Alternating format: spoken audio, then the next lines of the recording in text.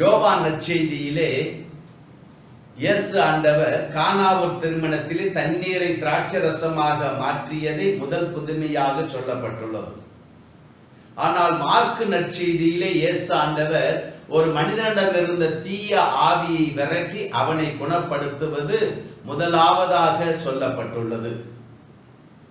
இயேசு ஆண்டவர் ஏன் இந்த உலகத்திற்கு வந்தார் என்ற ஒரு கேள்வியை எழுப்புகின்ற பொழுது, யோவான் எழுதிய முதல் திருமுகத்திலே 3வது அதிகாரம் 8வது இறைவார்த்தையிலே சொல்லப்பட்டிருக்கிறது, சாத்தானுடைய செயல்களை தொலைக்கவே இறைமகன் இயேசு வெளிப்பட்டார் என்று சொல்லப்பட்டுள்ளது. ஆக இயேசு வந்ததனுடைய முக்கியமான நோக்கங்களிலே ஒன்று என்ன தெரியுமா? சாத்தானுடைய செயல்களை அழிப்பது. ஏனென்றால் சாத்தானுடைய செயல்கள் இறையாட்சி வருவதற்கு தடையாக இருக்கிறது. ஆகவேதான் இயேசு பல இடங்களிலே இந்த சாத்தானை, தீய ஆவிகளை மனிதர்களிடமிருந்து விரட்டுகின்ற நிகழ்ச்சியை நாம் நற்செய்தியிலே படிக்க முடியும். அது மட்டுமல்ல, தன்னுடைய திருத்தூதர்களை நற்செய்தி பரப்ப அனுப்புகின்ற பொழுது கூட அவர்களிடம் என்ன சொல்லுகின்றார்? நீங்கள் போய் பேய்களை ஓட்டுங்கள் என்று சொல்லுகின்றார். அதை போன்று மார்க்கு நற்செய்தி 16வது அதிகாரத்திலே நாம் வாசிக்கிறோம், இயேசு ஆண்டவர் தம்முடைய சீடர்களை பார்த்து விண்ணகத்திற்கு செல்வதற்கு முன்பாக சொல்லுகின்றார், என்னிடம் நம்பிக்கை கொண்டோர் பின்வரும் அரும் அடையாளங்களை செய்வார்கள், அவர்கள் என் பெயரால் பேய்களை ஓட்டுவர். அப்படி என்றால் கடவுளை நம்புகின்ற ஒவ்வொரு சீடனும், இயேசுவினுடைய சீடனும் தீய ஆவியை விரட்ட அதிகாரம் உள்ளவனாக இருக்கின்றான்.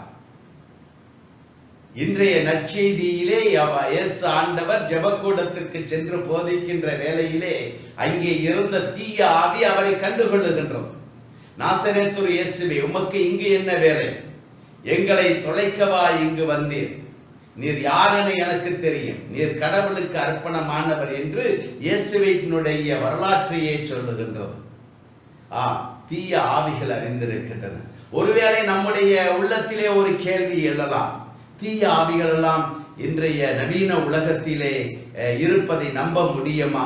யாராவது பேய் பிசாசுகளை பார்த்திருக்கிறார்களா என்றெல்லாம் ஒரு கேள்வி எழும்பலாம்.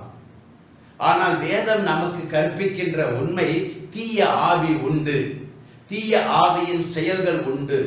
எங்கெல்லாம் பாவம் இருக்கிறதோ அங்கெல்லாம் தீய ஆவி இருக்கிறார் என்பதை நாம் மிகவும் எளிதாக சொல்ல முடியும்.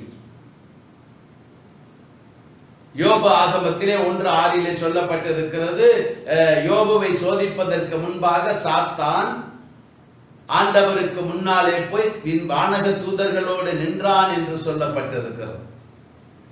ஏன் இயேசு கூட இந்த மண்ணுலகிலே பிறந்த பொழுது அவரை சோதிப்பதற்காக பாலைவனத்திற்கு சென்றான் என்று நாம் அறிகின்றோம்.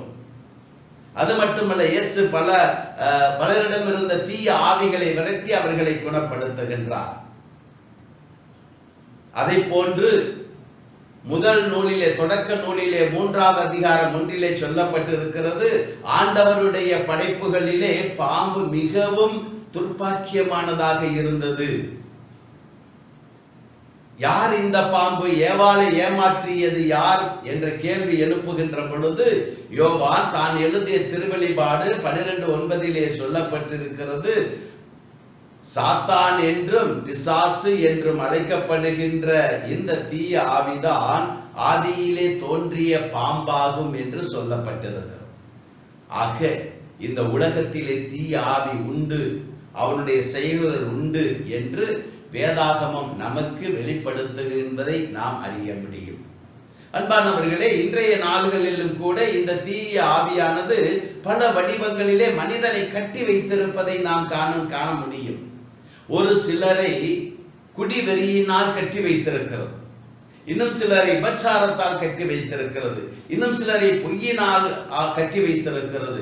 பொறாமையின் ஆவி, பெருமையின் ஆவி, ஆணவத்தின் ஆவி, அகங்காரத்தின் ஆவி, பிரிவினையின் ஆவி, குடும்பத்திலே சமாதானம் இல்லாமல் உண்டாக்குகிற ஆவி, இப்படியாய் இந்த பாவங்களின் வழியாக மனிதர்களை தீய ஆவி கட்டி வைத்திருப்பதை நாம் காண முடியும். லூக்கா நற்செய்தி 13வது அதிகாரத்திலே 10வது இறைவார்த்தையிலிருந்து நாம் படிக்க முடியும். அங்கே 18 ஆண்டுகளாக ஒரு பெண்ணை இந்த சாத்தான் வியாதியினாலே கட்டி வைத்திருந்தார். அவள் நிமிர்ந்து பார்க்க முடியாத கூனியாக இருந்தாள். ஆனால் அவளுக்கே தெரியவில்லை, அவள் தான் சாத்தானால் கட்டப்பட்டிருக்கிறோம் என்பது தெரியவில்லை. ஆனால் இயேசு வந்து அவளை குணப்படுத்துகின்றார்.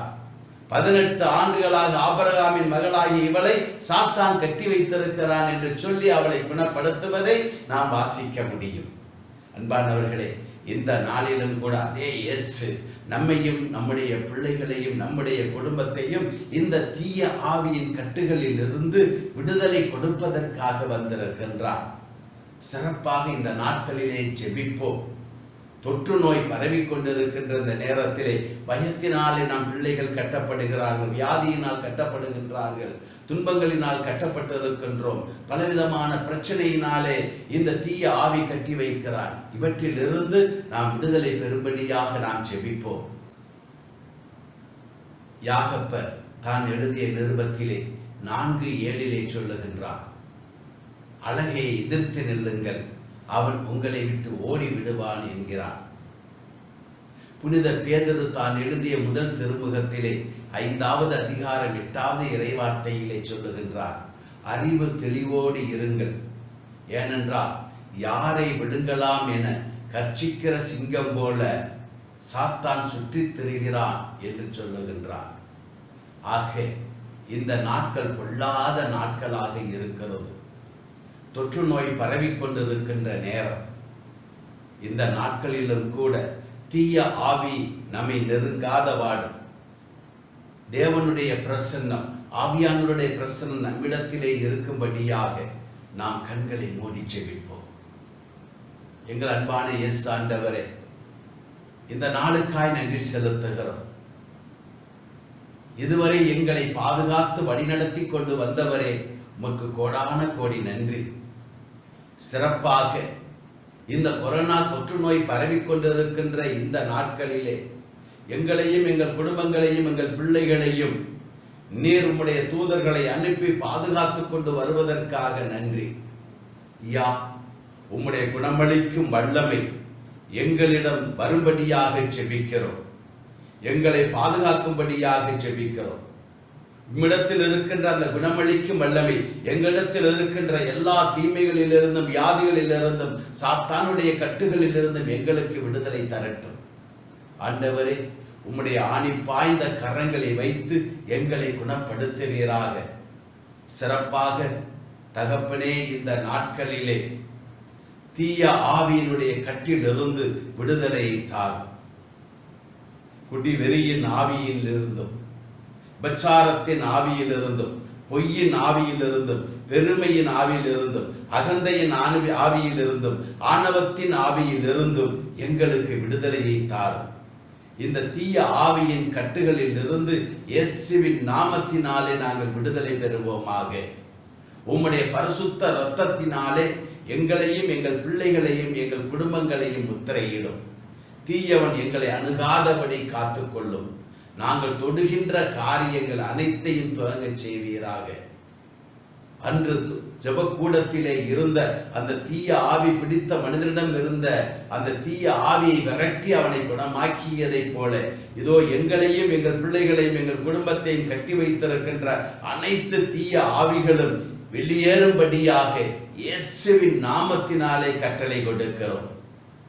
உம்முடைய நாமத்தினாலே உம்முடைய ஆசீரை நாங்கள் பெற்றுக்கொள்ளுகிறோம் எங்கள் நல்ல பிதாவே. ஆமென்.